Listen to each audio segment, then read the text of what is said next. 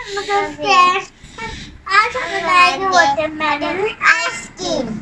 चलो, हमें ले लेना है वाटरमेलन, शुगर, काला नमक।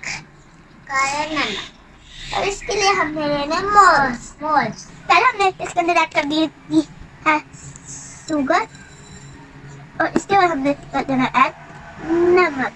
ओके, हमने डाल देना नमक। खुल गया। इसको कर देंगे ग्राइंड, लेकिन खुद नहीं करना, अपने मम्मा को कहना है। मम्मा ये ग्राइंड तो कर दे।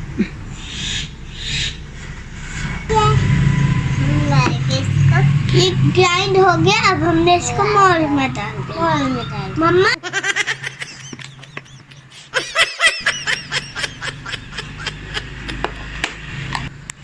अब हम मॉस कवर कर देंगे।